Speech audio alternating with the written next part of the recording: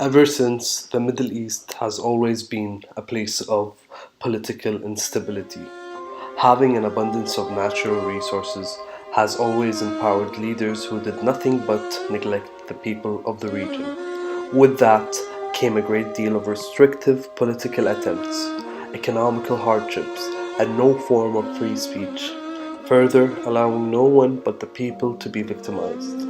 Every attempt to implement free speech in this region resulted in nothing but full-fledged war and terrorism supported by such governments.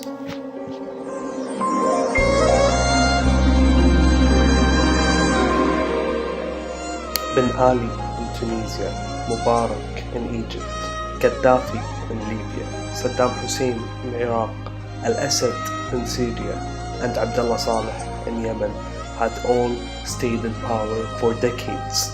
They strengthened their political power through restricting any opposing views. People had never had a say, let alone having to suffer from regimes that carried out numerous human rights abuses against them.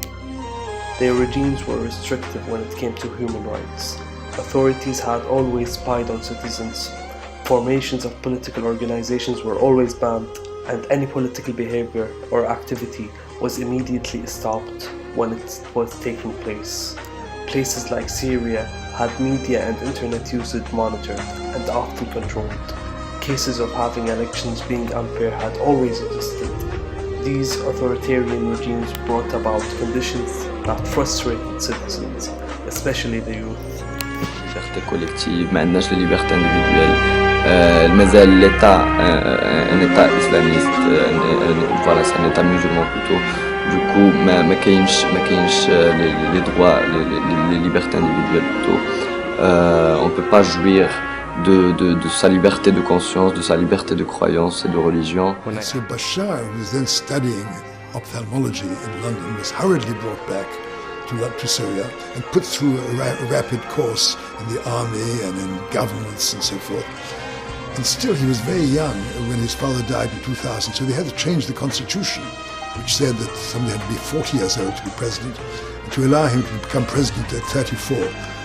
Not everybody was very pleased.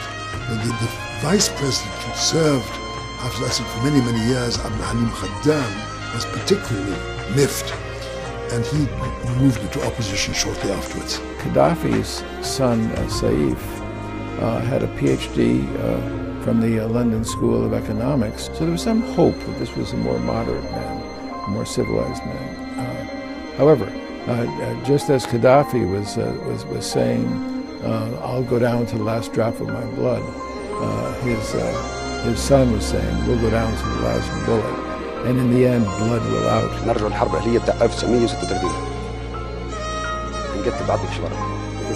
People in the Middle East, along with other parts of the Arab world, could no longer bear the authoritarian governments that existed in the region. The youth played a part through being social media activists and advocating for change to their fellow citizens. Networks formed online were crucial in organizing the group of activists. Civil society leaders in Arab countries emphasized the role of the internet, mobile phones, and social media in the protests. Additionally, digital media has been used as a space for free speech and engagement that could not be done in any other place within the region.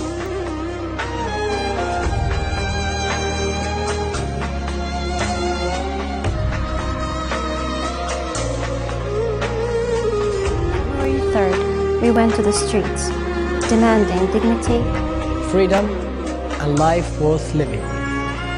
We placed our tents outside of Sana'a University and we chanted, Here's where we will stay till we overthrow the regime. What these platforms have done is they gave the space for the people to be able to express themselves.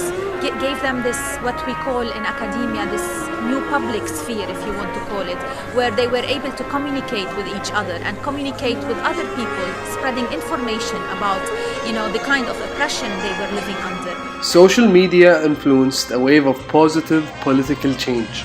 Ironically, the efforts shown by the governments of the region to shut down activism in social media have actually influenced more desire by the people for political change.